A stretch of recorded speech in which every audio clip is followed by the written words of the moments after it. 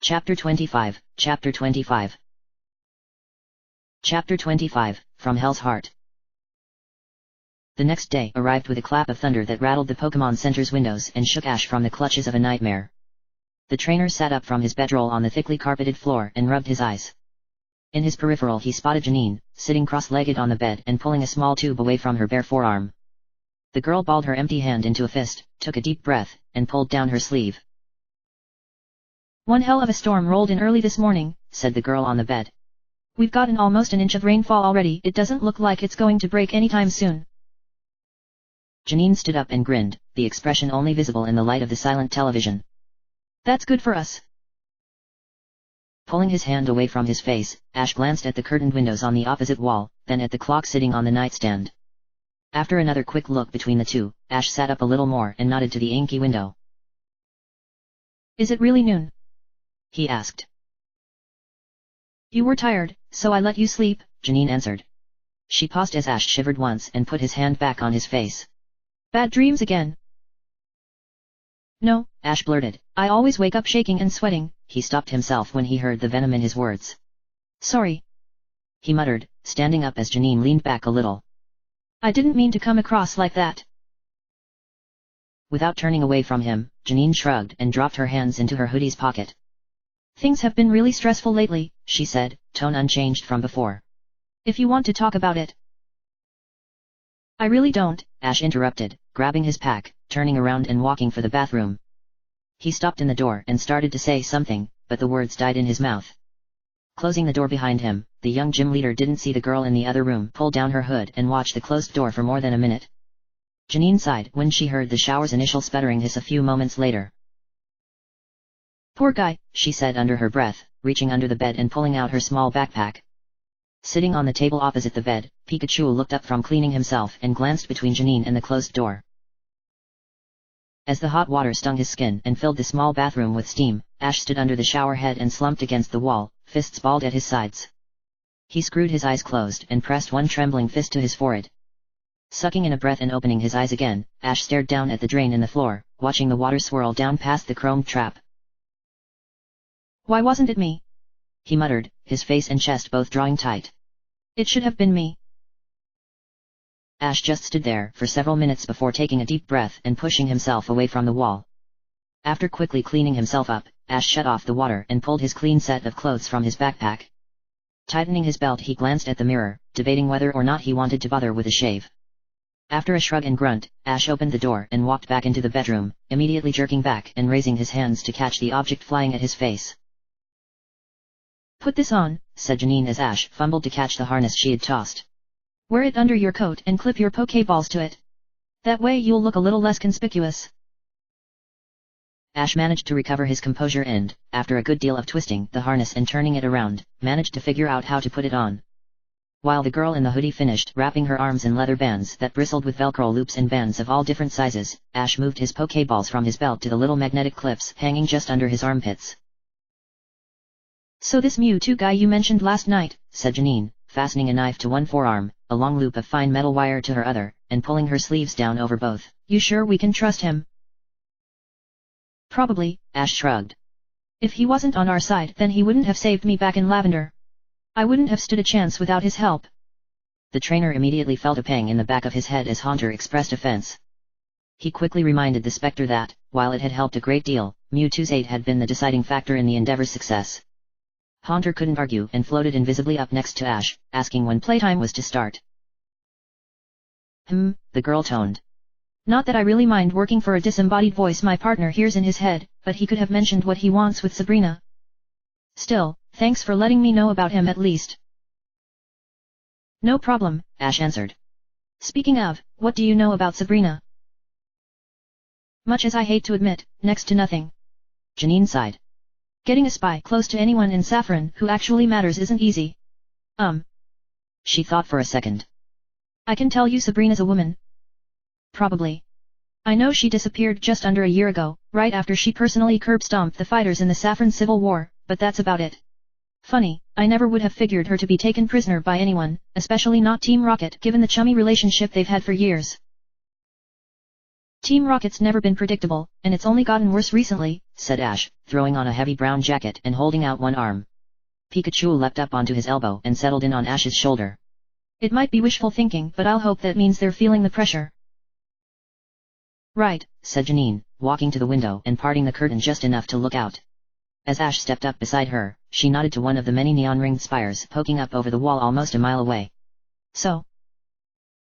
She lowered her voice a little. You ready to get your feet wet?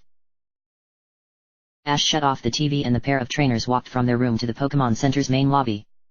Ash had made a point to keep his face down and not look at any of the dozen or so people they passed on their way out. As the center's big doors automatically opened before them, Ash felt the saturated air strike him like a slap to the face. The blustering wind only enhanced the effect, and the trainer had to reach up to steady a struggling Pikachu. Here you go, Ash muttered, tucking the Pokémon inside his jacket and zipping it up enough to conceal the rodent. He looked with a grimace into the street from under the Pokémon Center's concrete awning as Janine stepped out into the torrential downpour. This sucks, he muttered, walking through the wall of water ringing him in and instantly bunching up his shoulders in a vain attempt to stave off the rain. Oh, don't be such a baby, said Janine, a wide grin visible under her hood. It's a beautiful day. She reached out and grabbed Ash's hand, pulling him along as the trainer in the cap tucked his head and fell in stride beside her. The pair quickly made their way down the sidewalk, avoiding the many puddles and miniature waterfalls that cascaded down from the tops of buildings. More than once, however, Janine, still leading Ash by the hand through the storm, veered under one of the waterfalls and soaked both trainers all the way through their clothes. I'm glad you're having a good time, Ash grumbled as the pair came to a stop on a street corner a block from Saffron's imposing wall. I love the rain, Janine released Ash's hand and reached up, snatching his cap from his head. It always makes things seem so clean, even here. Well, I'm soaked to the bone, said Ash, reaching for his cap but closing his hand around empty air as Janine waved it away from his hand. Would you give that back? He growled. Oh, come on, lighten up, Janine laughed as Ash again went for his hat and she kept it away from him. Across the intersection from a humming streetlight, Ash tried for a minute to grab his cap from Janine, but each time he went for it she would dart a step or two away from him and flaunt the cap. The girl in the hood spun around Ash as he lunged for her, practically dancing out of his way whenever he tried to grab his hat until both trainers had moved across the road, past the streetlight, and wound up almost a block from where they had started. Finally Janine stopped and stood still a few paces behind him, having twirled her way into a dead-end alley. She quickly glanced away, seeing no route out of the alley that didn't involve jumping to a second-story window. Gotcha, Ash smirked, turning around and facing her. Mine now. He charged forward, lunging for Janine, but again tackling only empty space. Too slow, Janine teased, leaping away from him and planting her back against brick wall at the end of the shallow alley. Now you've got nowhere to run, Ash laughed, positioning himself for another attack. After she wiped a lock of hair out of her face, Janine's expression flew from a teasing grin to a focused stare as her eyes darted from Ash to the passage he guarded, and back again. Quick as an arrow she bolted forward, leaning to her right, spotting Ash compensating for the feint, and immediately throwing herself to the left. The girl jumped sideways, planted her foot on the wall beside Ash, and kicked off to fling herself past him. The triumphant smirk on her lips vanished into odd surprise as Ash's arm wrapped around her waist and he caught her in the middle of her jump. Grunting as he absorbed the shock of the catch, Ash spun on his heel, locking Janine in a vice grip of a hold and pulling her back to the ground. An instant later Ash went for the cap with his free hand, but again Janine managed to twist the article out of his reach, holding it above her head. When Ash released her to reach for the hat with both hands, Janine spun away again, still managing to corner herself in the alley. All right, Ash straightened up, laughing and out of breath. Hand it over. He extended his hand. Finally, Janine sighed. It's only taken me 3 days. Confusion twitched across Ash's face as he stumbled in place, foot landing with a heavy splash in a puddle. What? He asked. What's taken you? The girl walked forward so boldly and stopped so close to him that Ash could only watch as she reached up and put the cap back on his head, pulling it down and centering the bill over his forehead. You haven't so much as cracked a grin since we left Celadon, said Janine, pulling down her hood and looking up at him with a big smile despite the rain falling on her face. But now I've finally gotten your spirits up again. She closed her eyes and cocked her head off to one side. It might have been the cool rain dripping down the back of his neck, or the warm hands resting on his shoulders, but Ash suddenly realized just how close he and Janine were standing. He stammered for a second, well aware that Janine had laced her fingers behind his neck, and tried to think of something to say. Well, Ash fumbled. I'm glad, thanks for trying to cheer me up. Sure thing, said Janine, still looking up at him. She started to say something, but stopped and glanced away. As Ash caught the blush seeping into her cheeks and ears, he reached up and took hold of Janine's wrists. He pulled her hands down, the slight touch of her fingers on his neck eliciting a single shiver. He paused for a breath, this isn't really. Maybe now isn't a great time for that kind of thing. You sure? Asked the girl in the hoodie, looking up at him with no small amount of effort. We're about to walk into what's probably a death trap, blind, with nothing but each other. It seems like a decent time to me. Ash grinned, despite the knot twisting itself into his stomach, trying to hear his own thoughts over the driving rain and the thumping in his chest. Listen, I know there's... He trailed off, the thoughts sticking in his head like syrup. I know that things have been really hard lately, Janine didn't resist as he put her hands together and held them between her and him. But I've been thinking about things since you helped me back in Fuchsia. I've been holding back a lot my entire life because I didn't want to get close to anyone just to... You know. But that kind of thinking isn't working anymore. If you're willing to give it a shot. She stopped herself. Ash felt his chest grow painfully tight as his face began to turn red. He pressed his lips together. It's really not that you're... I just really need some time. That's not something I have a lot. Janine stopped when she saw the fragility in Ash's countenance. The girl took a deep breath, and nodded. Sure. She said, her tone growing more cheery. I didn't mean to. For now, we should probably focus on getting under that wall, Ash nodded, the crimson visibly draining from his face, though he did reach up and wipe a sleeve across his eyes. The gesture however only succeeded in getting his face even wetter. Wait, he stopped. Did you say we were going under? Without answering, Janine gestured for Ash to follow and lead him a block farther west to another alley roughly a quarter of a mile from the wall. No sooner had he rounded the corner and stepped between the two apparently abandoned buildings, than was Ash instantly stepping back and covering his nose with his hand. Oh God, he mumbled as Janine stepped into the alley and began looking amongst the numerous dumpsters lined up against all three of its walls. Did they build the city around the dump or something? This section of town doesn't have any regular waste management services, said the girl in the hood, checking between dumpsters as Ash stood in the alley's entrance. People just throw their garbage wherever it can fit until someone with enough money decides to pay for a cleanup. Here we go. She motioned Ash over. Wiping stench-induced tears from his eyes, but still spotting the black mark painted on the side of one bin, Ash began helping Janine push it to one side. After several minutes of tugging and pulling, the pair managed to slide the heavy dumpster aside just enough to reveal a rusty plate covering a storm drain set by the base of one building. After another minute or two of effort, the two trainers pried the solid metal slab loose from its spot over the drain. Almost immediately the sound of gurgling and splashing water rose from the drain. If I had known it was going to be a sewer, Ash muttered, I'd have insisted on flying over. Right? Janine glanced up at him. Because that wouldn't tip off Team Rocket or the psychics at all. They already know we're here. We don't need to broadcast it. Still, said Ash. It's a sewer. How are we going to fit? I've managed it, said the girl. When they were building Saffron, they just constructed it over one of Lavender's old fort cities. They didn't bother to tear up the old sewers which were, lucky for us, quite a bit wider than the modern ones. The engineers just incorporated them into some other systems. Janine leaned down and shimmied through the drain, disappearing to the sound of a splash. Ash groaned, dropped to one knee, trying his best to ignore the stink rising out of the drain. He slid one leg down the narrow drain, then both legs, and dropped into the dark. He landed hard with a splash in an inky black chamber, completely unable to judge the nature of his surroundings. He felt the water rise up to his knees and he couldn't ignore the small waterfall raining down on him from above. Glancing up, he thought he could make out the faint outline of the drain through which he had climbed. Hey, Janine's voice whispered in the dark as Ash felt a hand on his elbow. That sounded like a rough drop. You all right? His skin going cold as he began to feel as though the darkness was closing in on him, Ash fumbled for his jacket's zipper and pulled it down. Almost immediately Pikachu popped his head out of Ash's coat, spitting and shaking. Light this up for us, please. Ash glanced down at where he felt Pikachu to be. The little rodent acknowledged the request with a quick chitter and immediately began to glow like a light bulb. Ash reached down and took the Pokemon out of his coat, lighting the narrow, flooded chamber and filling it with long and twisted shadows as he put Pikachu on his shoulder. Ash cast about for a moment, spotting the rails in the wall of the chamber leading up to the drain. 2 waist-high tunnels leading off from the cell stood on either wall adjacent to the rusty ladder. I'm alright, said Ash, turning to Janine. I'm still not liking this though. I hope you're not claustrophobic, the girl teased, turning and walking to one of the small tunnels.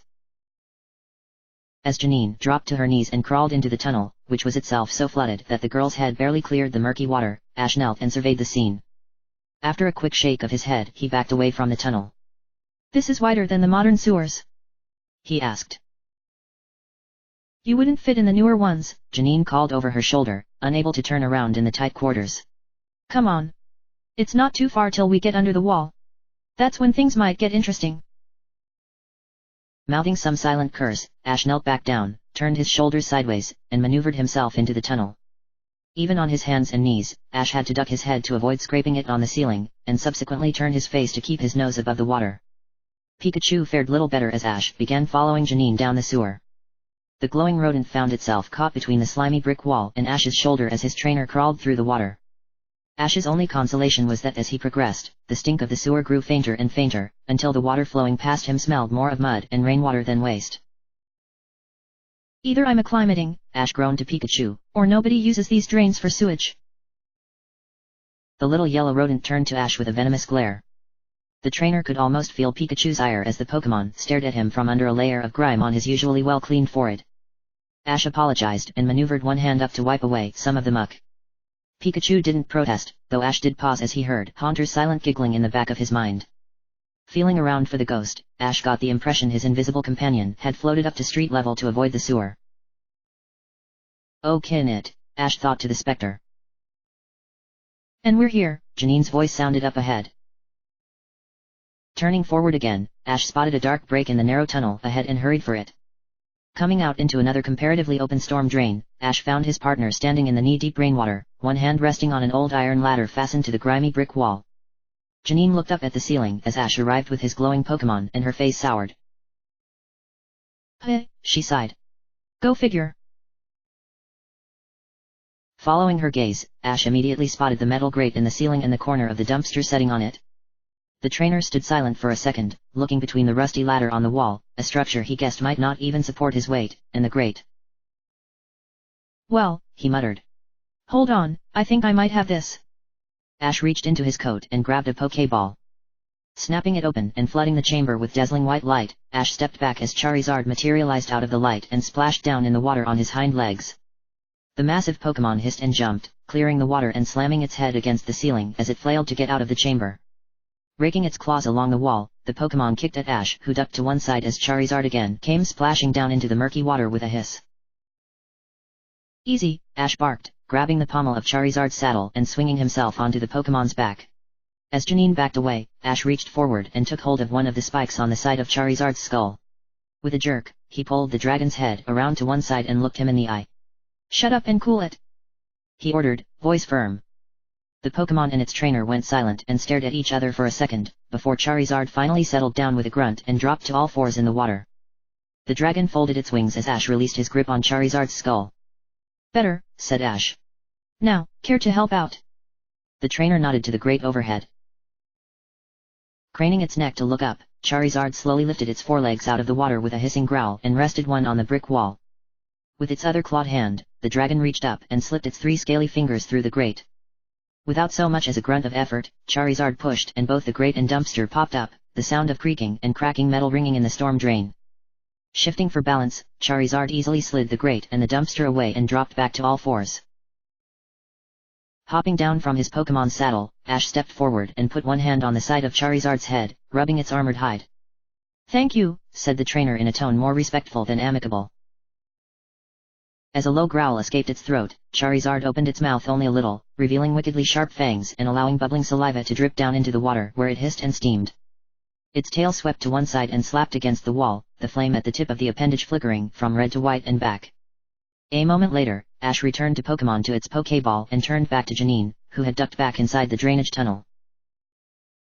I have no idea how you managed to command that thing, said the girl in the hoodie, looking at the deep gashes Charizard had carved into the wall, but I'm glad it's on our side. Ash grinned and gestured to the ladder. Ladies first, he said. Just a sec, Janine stopped him. Before we go topside, make sure that you're ready to move quickly. There's almost no electronic surveillance in the outer city and Team Rocket still recognized you. Now that they know you're in Saffron, they'll be watching, and the inner city does have lots of security. There's no way to make it to Sylph without winding up on camera at least once, but if we move fast, we should be able to get in before that matters. Ash nodded. And once we get there? He asked. I've got my contact on standby, said Janine. She'll be waiting for us. Climbing up the ladder and out into the downpour, the pair of trainers and Pikachu emerged from the drain set in the base of one of the many skyscrapers within the inner ring of Saffron City. Immediately Ash noted the difference between the scenes on either side of the wall, and, if he hadn't known better, he might have guessed that he had crawled into a completely different city. Here, despite there being no people out in the storm to make use of them, streetlights and enormous neon signs kept the wide streets well lit. The inward-facing side of the wall sported a coat of white paint and numerous pornographic murals that seized Ash's attention for a moment. Janine glanced between a staring Ash and the murals and smirked. That's Saffron's ruling elite for you, she said, patting Ash's arm to get his attention. Everything they do is about sex, money, violence, or some combination of those three. How tacky can you get? Ash wondered, turning away from the murals. Let's go. Nodding to the west, Janine turned and set off at a brisk run with Ash in tow. The storm, Ash thought, had grown even more intense since they crawled into the sewer, and the driving rain did little to put his mind at ease. As the trainer ran directly behind his guide, Ash tried to take in his surroundings, but the sheets of rain and the sheer number of windows in the towering high-rises baffled his natural alertness. When he tried to get a glance at the sky, the way in which all of the surrounding buildings stuck into the clouds made him dizzy, and he had to turn his gaze back towards the ground. Both trainers skidded to a halt on the corner of an intersection dominated by an enormous skyscraper. The structure, easily the tallest building in the city, sat on a foundation that covered its entire city block. The massive building, much to Ash's surprise, bore almost no ornate neon signs or gaudy decoration. The only part of the sterile-looking structure, in fact, that looked to have been designed with beauty in mind was the main entrance, a massive double door made of aged wood lined in green patina. Come on, said Janine, leading Ash to a recess set in the side of the enormous skyscraper. The pair of trainers disappeared into the little alcove, where both stopped and glanced around. See there. The girl pointed to a fire escape protruding from the wall of the third story. Ash nodded. I didn't bring a grappling hook, he muttered, scanning the surrounding windows and noticing that most were shuttered or at least curtained from the inside. Don't need one, said Janine, bolting forward and running at the wall. Planting her foot on a first-story windowsill, the girl shoved herself upwards and grabbed hold of the next windowsill with one hand. Taking hold of the little ledge with both hands and hanging there, Janine focused for a second, placed the flat of one foot against the wall, and heaved herself upwards again. Her feet made contact with the stone ledge and she braced her hands on the underside of the window's recess. That's impressive, Ash said, crossing his arms and watching as Janine swung herself over to another windowsill 12 feet directly under the fire escape. Looking up and getting her bearings, the girl in the hood quickly steadied herself and braced her feet within the window's deep inset in the wall. Taking baby steps, she shuffled up the recess until her hands could no longer find any support in the inset and her fingers groped for holds along the lines between the building's stone blocks. Ash held his breath as he watched Janine's form go rigid for a second as she bent her knees only a little and exploded upwards. Her feet cleared the top of the window and immediately she kicked at the wall and jumped off the vertical surface, gaining only just enough altitude for her fingers to slip between the metal bars of the fire escape. Ash and Pikachu both watched with relieved expressions as Janine climbed around the side of the bars and pulled herself into the escape. The girl kicked a lever and a second later, a long ladder fell with grinding clangs down to ground level. Ash reached up to his shoulder and patted Pikachu's drenched head before walking up to the ladder and climbing up to the third floor. When he got there, Janine was leaning against the wall. Pretty good, huh? She grinned, failing to adequately hide being out of breath. I don't think a Trico could have done any better, he answered, glancing around. We're from here. Janine dropped to one knee and ran her fingers along the edge of one of the windows. Pushing but failing to get it open, she leaned back. Locked, she muttered, with no way to pick it from the outside. Looking over his shoulder, Ash put one hand on the wall.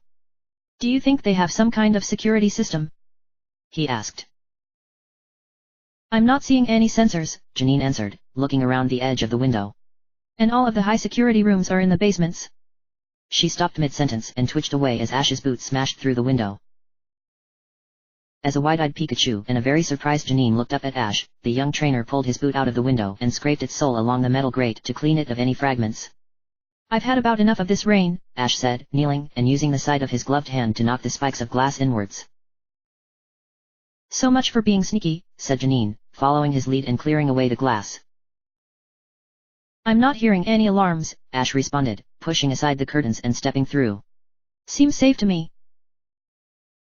Cautiously crawling through the window, Janine stepped up beside Ash in what both trainers guessed to be a small receptionist's room.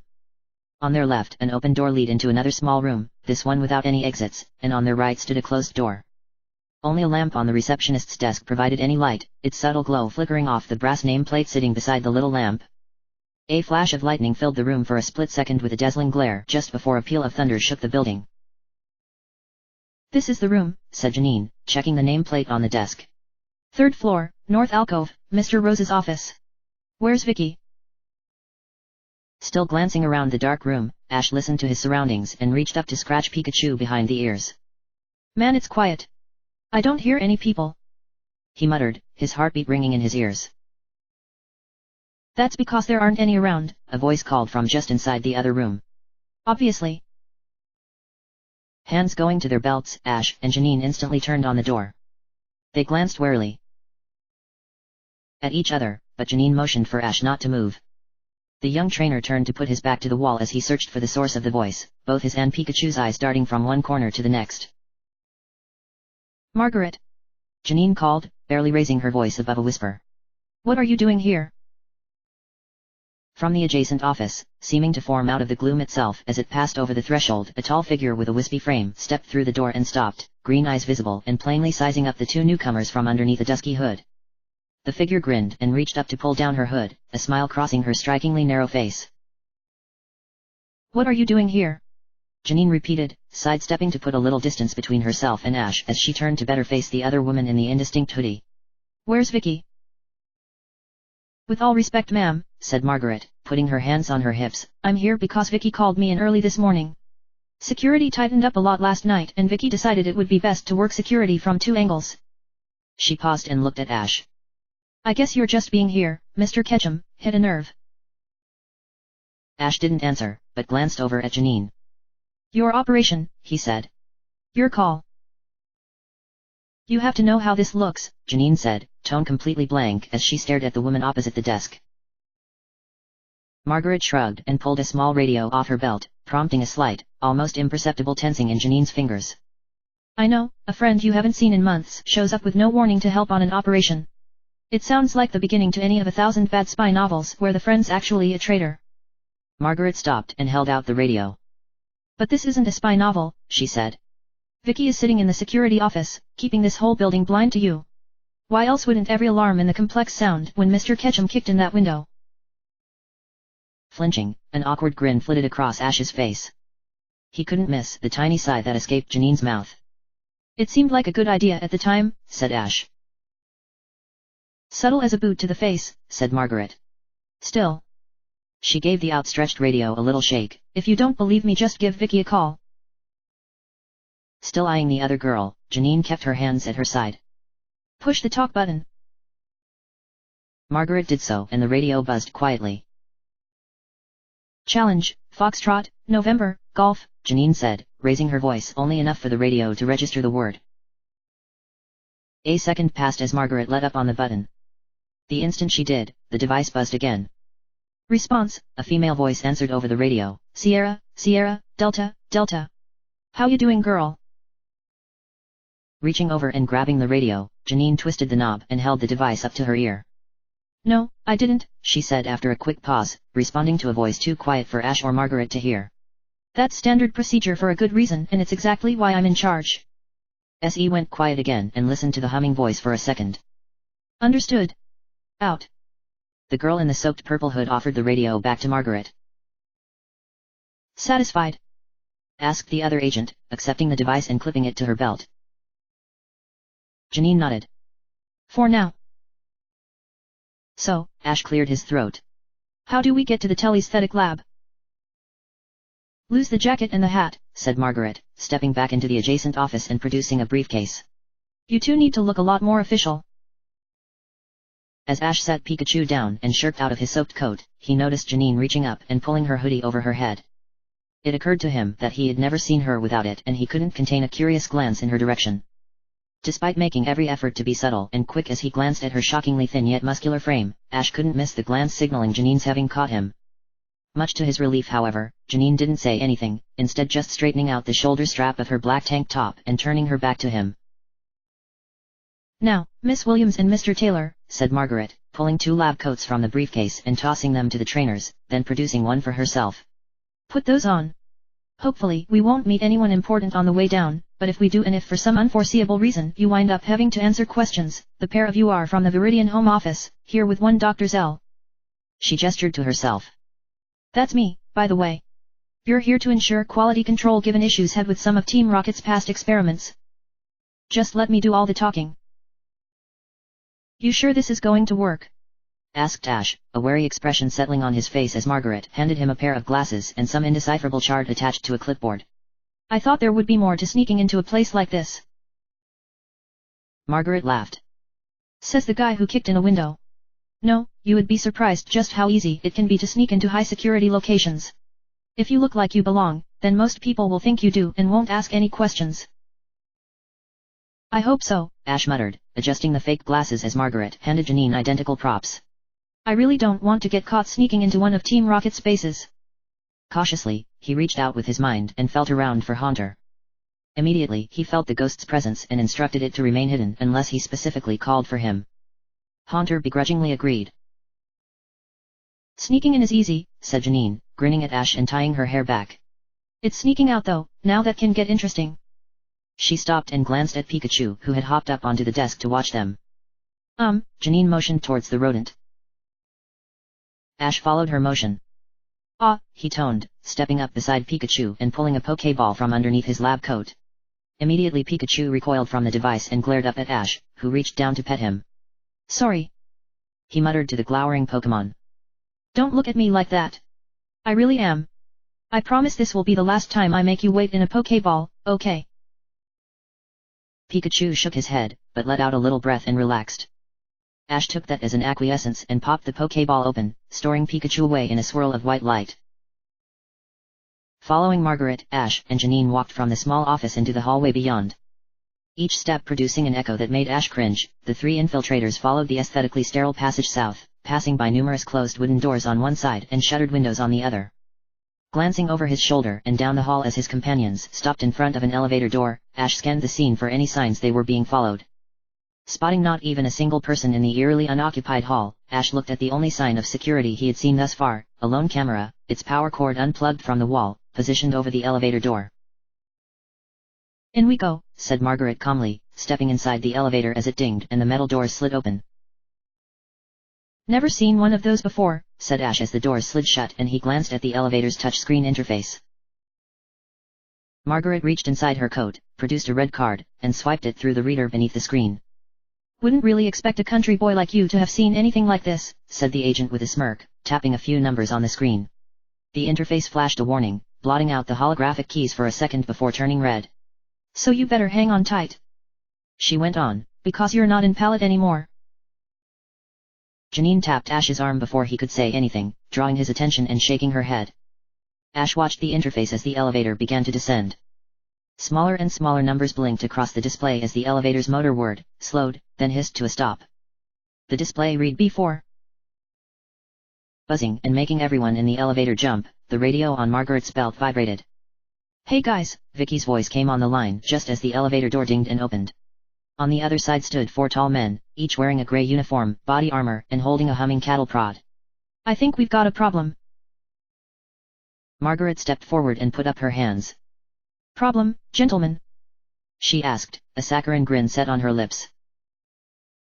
The security guards glanced at each other, the light flickering off their clear visors and polished riot gear. End of the line, said the man in front. Turn around and out your hands on your he. His sentence died in his throat as Janine snapped forward, quick as a thought, shoving his protective mask up and slamming the side of her hand into the guard's larynx. As that man went to his knees, gurgling and clutching at his neck, Janine put the heel of her boot on his chest and kicked him to the ground, still holding his visor and ripping his helmet from his head. Simultaneously Ash bolted towards one of the other guards, who reared back to swing his cattle prod. Ash caught the man's wrist, turned and planted his back against his adversary's hip. With a sharp twist, followed by a crack and a shriek of pain, Ash snapped the guard's elbow backwards. As the guard fumbled back, Ash pulled off his helmet, twirled the electric baton and smashed the prod into the guard's unprotected face. Instantly the man dropped, breathing but silent. Casting about, Ash spotted Margaret. Behind the third man, she held him in a sleeper hold until he went limp. Without hesitation, Ash grabbed the guard at his feet and dragged him into the elevator. Janine and Margaret followed his lead and dragged the unconscious man into the elevator, the latter immediately going for her radio and calling Vicky. Janine pulled up her sleeves, revealing the extensive collection of weapons lashed to her arms, while Ash went for his Pokeballs and released Pikachu. "Vicky," Margaret hissed into the radio as the elevator doors slid shut. "What's going on?" "No idea," a voice sounded over the radio, a hint of panic in the words as a keyboard clicked in the background. "Someone triggered an alarm from another terminal. They've locked the elevators and cut me off from any of the security systems. I'm going hunting for that other terminal. You guys are on your own until then. Out." The three infiltrators looked about at one another, uncertainty flitting across every face. Ash started to say something, but an ear-piercing siren filled the hall and cut him off. The sound faded and rose again as red emergency lights came to life and an automated voice directed all research staff to evacuate to the emergency stairs. "This way," said Margaret, pointing down the wide hallway lined with sliding doors and huge windows reinforced with steel bars. "The telesthetic lab isn't far." Following Margaret and Janine, Ash set off down the hall, whispering to Pikachu to be ready to attack at a second's notice. He hadn't taken more than a dozen steps, however, before Janine stopped dead in front of him, looking through one of the long windows that lined the hall. He almost reached out to move her along, but the stunned look on her face prompted him to pause and follow her gaze. Immediately, he also froze and Margaret stopped in front of them to look back at the pair of trainers. On the other side the glass window, Ash saw a large room littered with tables stacked with laboratory equipment. It was at the lab table, propped up against the wall on the far side of the room, however, that Ash stared. Stretched out across the table, its forearms held in thick metal restraints, was what Ash could only guess to have once been a Machamp. The Pokémon had ostensibly undergone extensive surgery and Ash realized that whoever had been modifying the beast must have still had much work to do. Two of the Machamp's hands had been removed and capped with steel plates. All of the skin had been cut from the remaining two hands and their respective arms, exposing the red muscle and bloodied tendons, but also implanted steel wires and spiny claws beneath. The Pokémon's sedated face, however, drew the most of Ash's attention. Its remaining eye, the other missing and leaving an empty socket, stared blankly at the window, unflinching. Its mouth hung limply open, half its yellowed teeth having been filed into grotesque points while the other half had yet to receive the same modification. "So this is where they make them," Ash muttered, ignoring the alarm for a second. "Sylph sure has come a long way from just researching Pokémon," said Margaret, an edge of sarcasm in her words. "Now they're breeding and creating their own for the highest bidder." "This is sick," said Janine, her frame rigid and her right hand balled into a shaking fist. "Well then let's hurry up," said Margaret. "We're short on time." Following Margaret and passing by a dozen more of the observation windows, Ash and Janine jogged past more of the laboratories, each one occupied with another of Sylph's and Rocket's experiments. They saw from the corners of their eyes one room where the absent scientists had been working to outfit half a dozen Arboks with cybernetic modifications. Another room held Pinsir and what might have once been a Starmie. "Here," said Margaret, stopping in front of a sliding door without a window, pulling the keycard from her pocket, and running it through the reader. Stopping and glancing behind him as the door slid open, Ash grimaced. "Where are the rest of the guards?" he asked. "Who cares?" asked Margaret. "Follow me." She stepped over the threshold. Ash shook his head a little and turned to walk through the door, glancing at Janine as she watched his back. He stepped over the threshold and turned to ensure Janine followed him, only to snap away as the door slammed shut behind him, cutting the girl off from the rest of the group. "Shit!" Ash swore, whirling on the sturdy door and beating his fist against it once as Pikachu leapt from his shoulder to the ground. "Margaret!" he said. "Get this thing!" Ash stopped as he felt a cold edge press against the side of his neck. Without moving his head, Ash glanced down at the narrow blade held right at his throat. Please, he heard Margaret whisper in his ear. Don't you or your Pikachu make any sudden moves, she ordered, and turn around with me, very slowly. Glancing at his Pikachu and trying to convey with a glance the gravity of the situation, Ash slowly pivoted around to face into the massive room in front of him, while Margaret stepped around behind him, still threatening him with the wicked, Y-sharp blade. Feeling Haunter nudge at the edge of his thoughts, Ash told the ghost to wait for a moment longer. So you are a traitor? Ash muttered, facing into the enormous laboratory. He almost went on to insult her, but the similarity between this place and his grandfather's old lab struck him dumb as he looked about. Tables stacked high with lab equipment adorned the floor space, radiating outward in semicircles from the far end of the room where he saw an enormous spherical structure that towered to the ceiling. The sphere sported numerous spires that jutted from its frame and thick cables that ran from its equator to the floor and surrounding walls, and all around it the air seemed to vibrate and flow away. Ash's mouth dropped open a little, his mind almost refusing to accept that something that had seemed fantastic even in a dream now sat before him. I've got him, Margaret said, almost shouting to the apparently abandoned room. A twitch of motion, so subtle it might have been a flickering of the sterile fluorescent lighting overhead, caught Ash's attention and he glanced to one of the shadows clinging to the walls all around the great sphere. When the figure stepped out of the gloom, Ash felt his stomach turn as a cold sweat broke out on his forehead. Well done, Miss Cell, said James, wiping a lock of unnaturally blue hair from his face as he walked past several tables and stopped a dozen paces from Ash and Margaret. We will discuss your compensation later, but now. He turned to Ash. I would have a word if you will. Ash's face tightened without his command and his hands balled into fists. Simple, he spat. Fuck you. Without any change in his flat expression, James knocked a Pokeball from his belt and it burst open in a flash of white light. I have the advantage here, said Team Rocket's agent as a hulking Nidoking coalesced from the light. And frankly the one reason you're not dead right now is because you've done a great deal to catch my master's attention. He has an offer for you. No, seriously, Ash responded, his tone unchanged. Fuck you.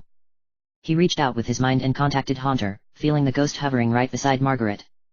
This bitch is yours, he whispered to the ghost, hearing Haunter's giggling in the back of his head immediately thereafter. Why do you insist on provoking me? James sighed. You've been captured in the heart of my stronghold, you're looking death in the face, and yet you still spit on your parents' offer of amnesty. Why? Refocusing instantly, James stopped mid-sentence as Margaret sucked in a breath and went rigid. The woman's arm wrenched away from Ash, still holding the knife as Ash grabbed Pikachu and Dove behind one of the nearby tables for cover.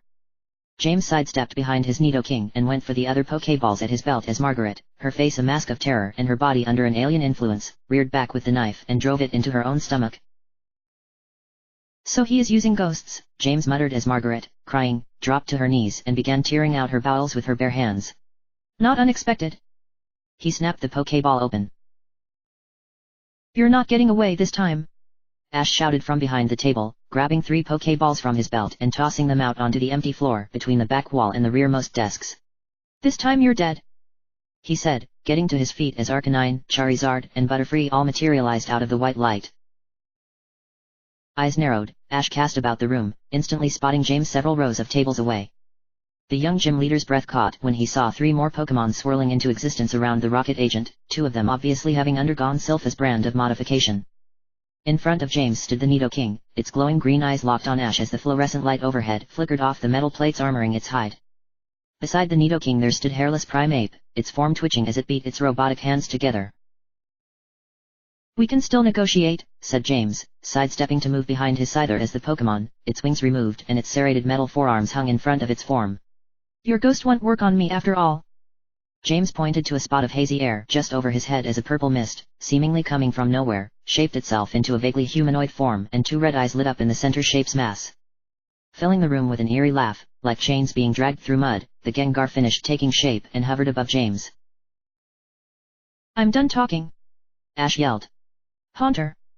He glanced at the drooping figure of what was once Margaret and jerked his finger towards James. Kill him. Filling the room with a second gurgling laugh, Haunter, in physical form, burst out of Margaret's chest in a spray of bone and tissue and rushed at James.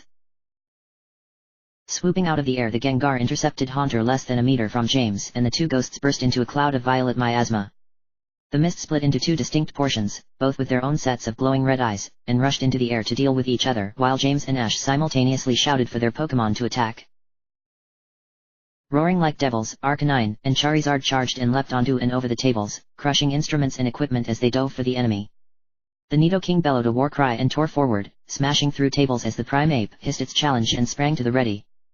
Pikachu chittered and jumped up onto a table cleared in Arcanine's wake, took aim at the fray as chaos erupted and the screaming of monsters filled the room, and loosed a blinding lightning bolt that shook the room with its thunderous boom. Just outside the telesthetic lab, Janine faced the door, unable to miss the sounds of thunder and the cries of battle on the other side. She cast about for another way in, but spotted nothing more than a small air vent high in the wall that was far too narrow for even her small frame.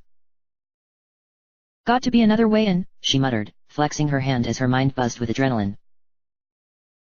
I'm glad to say there isn't, a cool baritone sounded some distance behind her. Janine managed to contain herself, taking a slow and measured breath as she turned around to the sound of footsteps echoing down the hall. Hello, Koga, she muttered, barely loud enough to be heard over the buzzing alarms and seeing her father striding confidently out of the side elevator halfway down the wide hall. So you sent Margaret and locked Vicky out of the security system. Nice trap.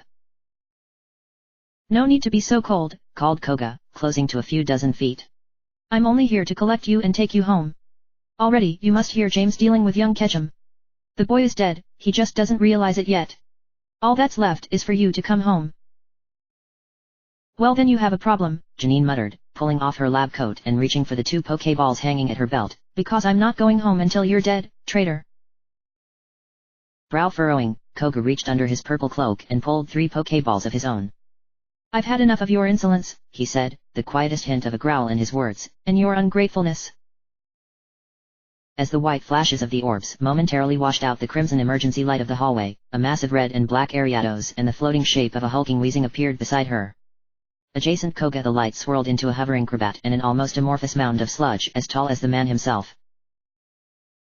On Janine's and Koga's orders, the Ariados and the Crobat both charged at each other, while the Weezing floated forward, expanded, and belched out a great cloud of black gas that sprayed towards Koga and his Pokémon.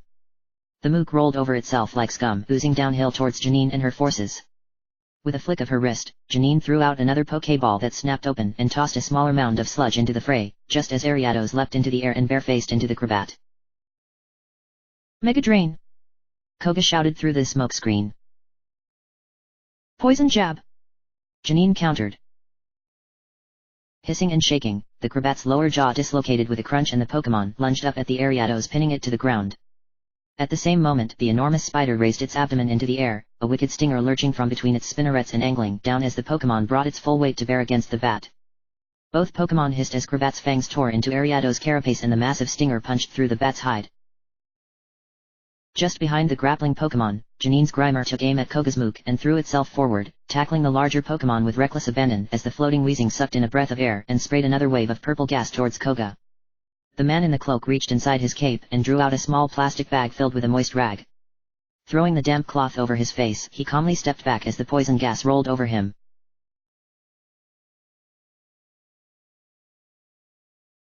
Charizard, Flamethrower! Ash barked. Arcanine, Fire Spin! Between Ash and James, as both trainers shouted orders to their Pokémon, Charizard squared off against the menacing Nidoking while Arcanine faced down the hissing Scyther. The dragon roared and reared up on its hind legs as the Nidoking charged and the 2 Pokémon slammed into each other and tumbled to the ground.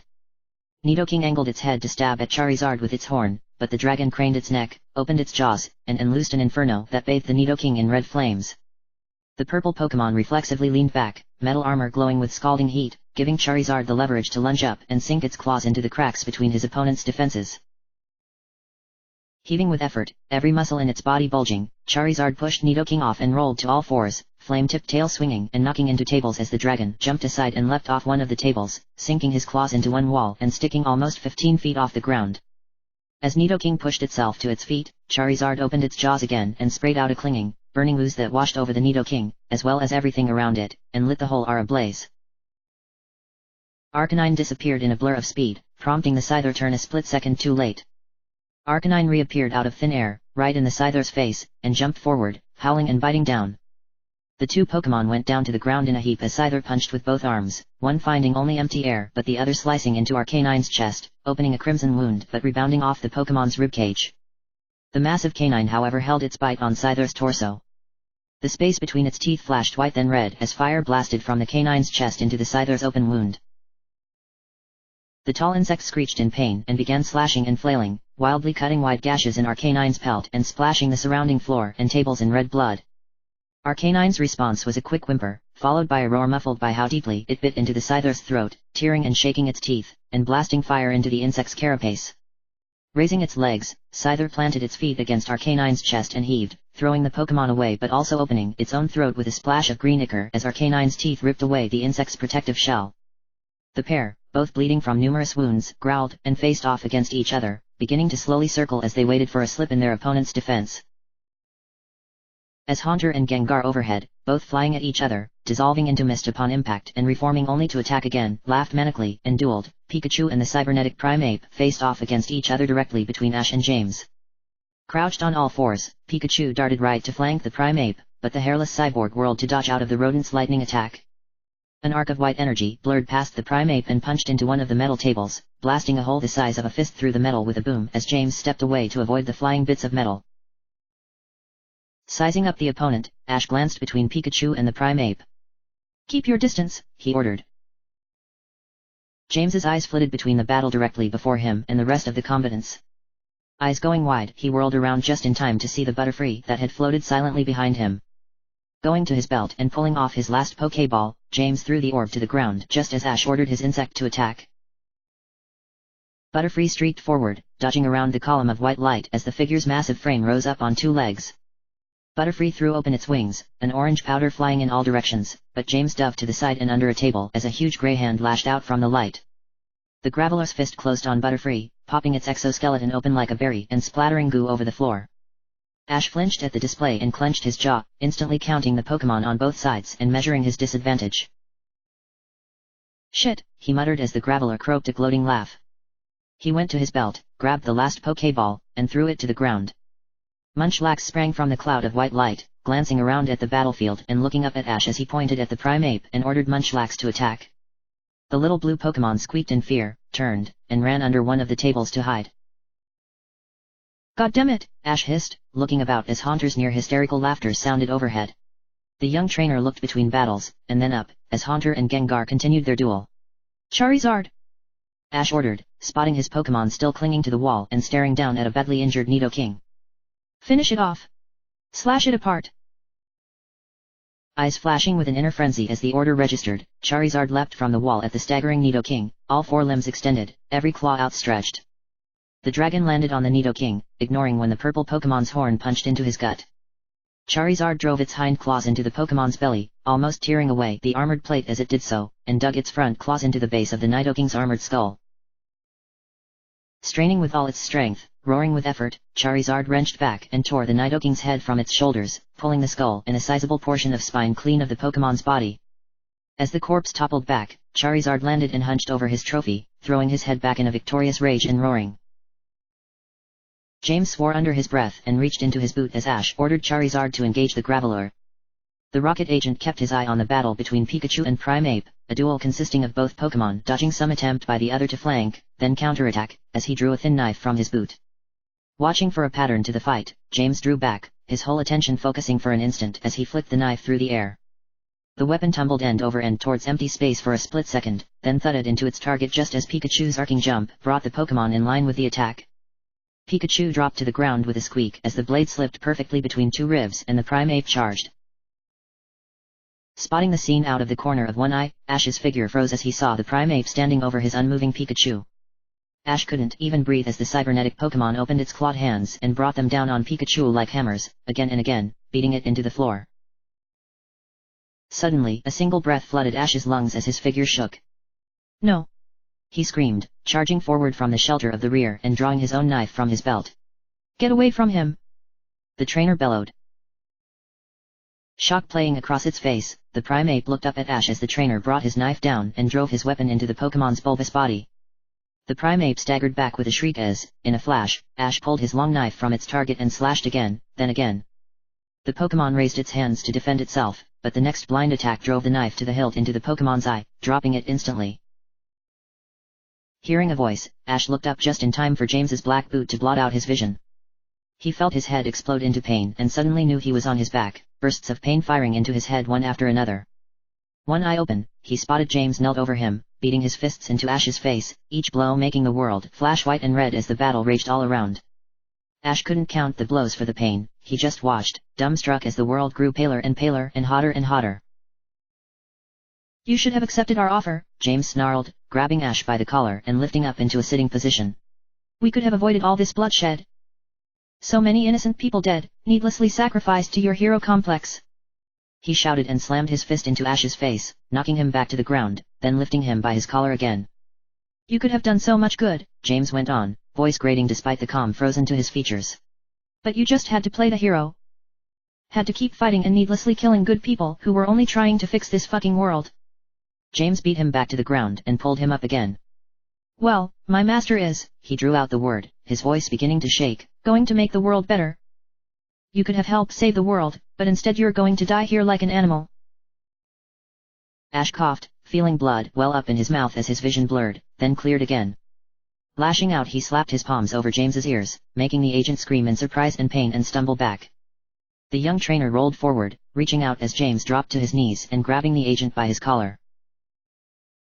You have got to die, Ash spat, grabbing a fistful of James's hair and throwing his head into the floor. Ash pulled the agent up by his hair again and took his head in both hands, straddling him and smashing his face into tile floor again and again. Ignoring the battle around him entirely, Ash focused solely on the limp figure beneath him. One blow faded into the next as Ash beat James's skull into the tile. Eventually, the young trainer heard himself screaming as he attacked. He felt his muscles growing tired, and after a passage of time he couldn't measure, he couldn't continue.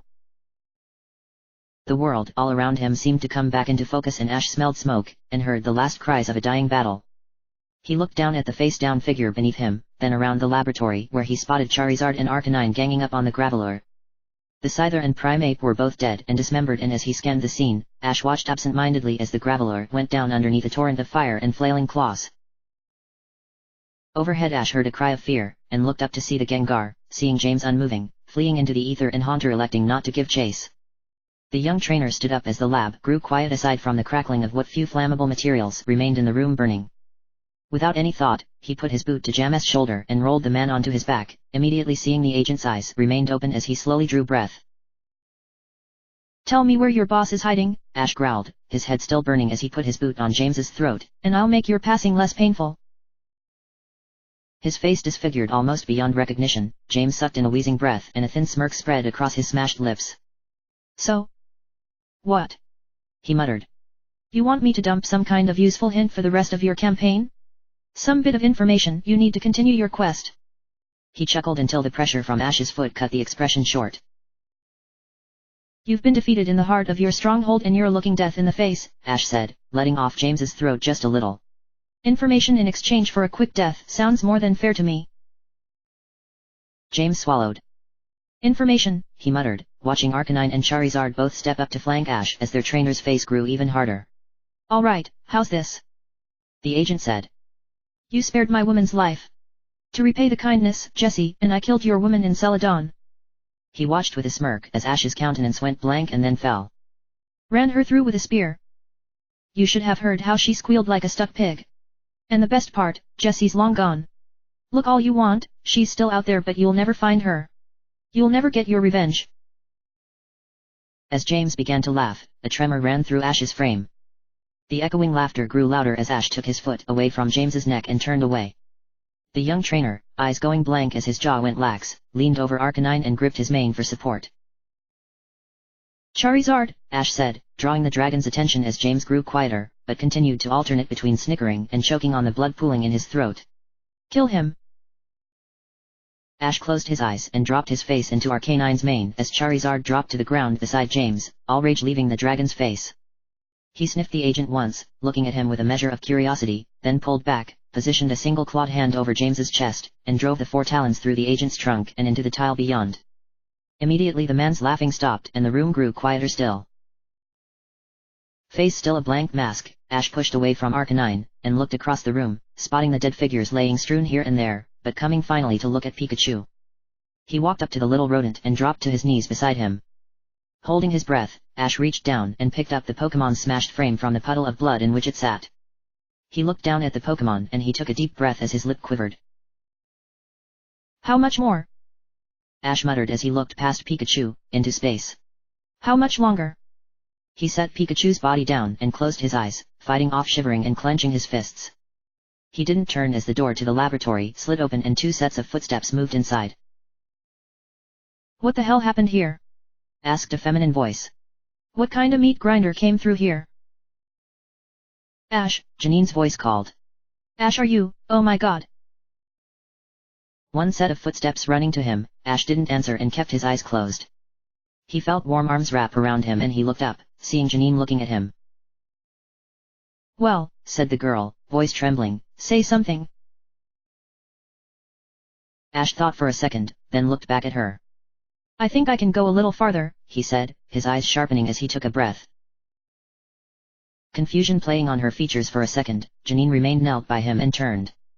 She gestured to the shorter girl with fiery red hair and a freckled complexion, slowly making her way to them and giving Ash's Pokémon a wide berth. Ash, this is Vicky, she said. A very good friend of mine. A pleasure, said Vicky, voice upbeat as she folded her arms. Pardon, but are you alright? You look like a Charizard's chew toy. Ash shook his head and answered slowly. I'm not dead, he answered, pushing himself up to his feet with a sigh as he turned to Janine. Where were you? Are you okay? I'm so sorry about that, she answered. Koga set this whole thing up as a trap and ambushed me out in the hall. Would have killed you too, said Vicky, green eyes sparkling under the flickering fluorescent lights. Of course I showed up to foil his plans, and, drum roll please, completely disable all of Silpha's security in the process.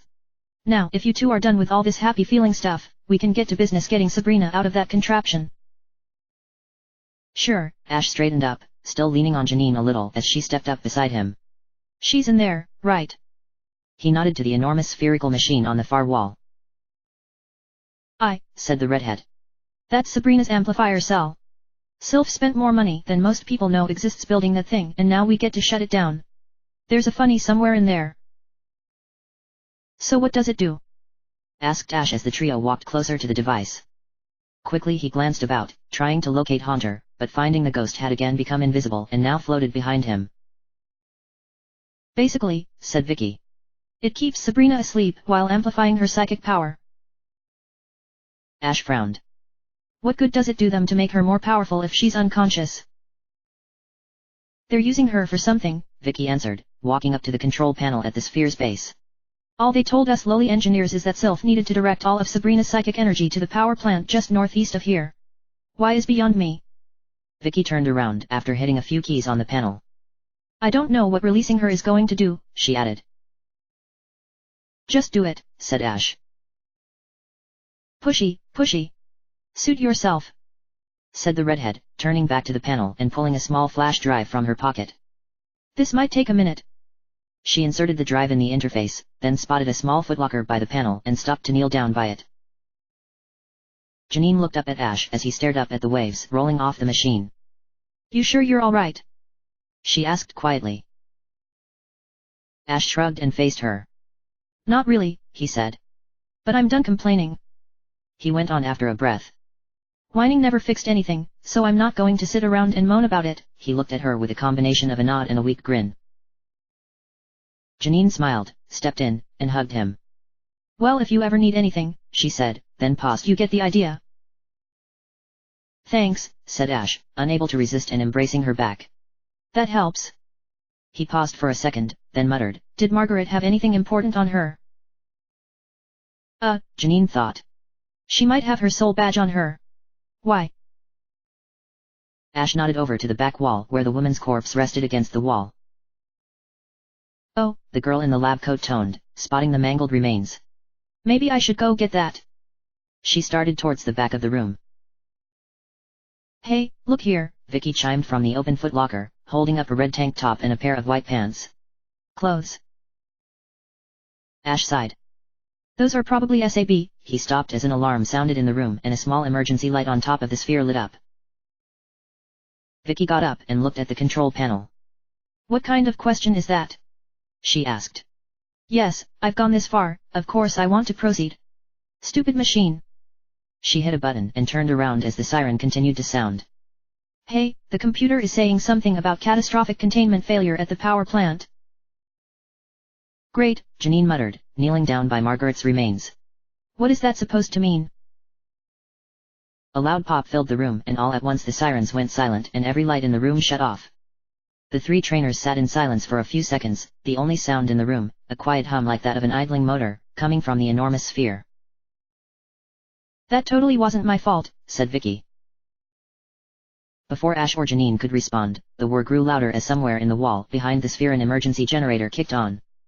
The lights in the laboratory flickered back to life and a huge spherical machine hissed, sending the three trainers and Ash's Pokémon scurrying away. The floor shook as the platform on which the machine sat sank into the floor, all of the spires retracting into the contraption's frame as the heavy cables all snapped away. A hiss sounded from the machine when its lower half had completely disappeared into the floor. A seam appeared between the upper hemisphere and the lower as the machine gradually split in two, heavy rods slowly lifting the top half into the air as some kind of fluid flowed out of the interior and washed down grates all around the machine. As the inky darkness inside the sphere retreated before the light of the laboratory, the three trainers saw a large chair suspended by cables in the center of the machine. Sitting in the device, unrestrained aside from a single strap around her waist and a transparent mask attached to her and the chair, sat a woman. Her long hair both clinging to her naked figure and clumped around her shoulders, she reclined back with her eyes closed, slowly breathing into the mask. That's her all right, said Vicky.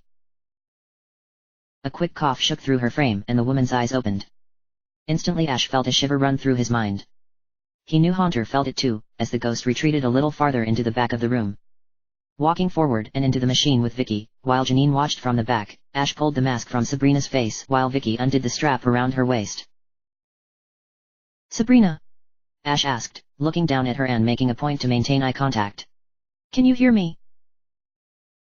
Sabrina's eyes, one violet and the other red as blood, focused and in an instant they were on Ash. The young trainer felt something that made his mind recoil, as though a hand had touched the back of his head, though the trainer knew Sabrina had made no such move. He remained focused and awkwardly helped Sabrina sit up straight, making sure to keep his hands in acceptable places, though the gym leader did not take her eyes off him. Why can't I read your mind? Sabrina asked, her voice reaching Ash's ears and seeming to echo quietly inside his head. Before she allowed Ash to answer, Sabrina's mouth dropped open a little, though a subdued smile remained on her lips. Ash Ketchum. She enunciated the name carefully. Mewtwo was right. The universe really does have a sense of irony. Ash glanced back at Janine and Vicky as he helped Sabrina to her feet. What are you talking about? He asked. What's the irony? Taking a second to get her bearings, Sabrina looked at Vicky, extended her hand, and snapped her fingers. You, said the woman, her wet hair still hanging at her shoulders. My clothes. Vicky looked at the garments in one of her hands. Oh, she said, handing the clothes to Sabrina before retreating a little. Sorry. What do you mean, irony? Ash pressed. Sabrina, as nonchalantly as though nothing out of the ordinary had just happened, slipped into the white pants. Mewtwo told us to get you out of here and that you would have more information. What's going on? Still watching Ash to the exclusion of everyone else in the room, Sabrina pulled the tank top down over her head, straightened it out some, then flipped her hair back before turning to the young gym leader. So many questions, she muttered casually, folding one arm across her stomach and resting the opposite hand on her face. You shouldn't be so impatient. Before we go any farther, I need to ask you one very important question. Ash nodded and crossed his arms. All right, he said, what is it? Do you remember your father's name? What? Ash flinched, taken aback by the question. How in the world is that? It would humor me to no end. And as it's bound to come up, I might as well get a chuckle out of it now, said Sabrina. Go ahead. What was his name? Whatever, Ash sighed. Mom said it was Giovanni. Now how is that relevant, exactly? A wide smirk spread across Sabrina's face and she laughed once. Because, she said, Mewtwo was at a huge disadvantage, pitted as he was against the villainous head of Team Rocket, a savant by the name of Giovanni. Now it seems he's evened the odds with a savant of his own. Ash remained silent for a second, his mouth held tightly shut as everyone in the room stared at him. He drew a breath and began to speak, but stopped as the floor rumbled in a dull thud, like the sound of distant thunder echoed from the floors above.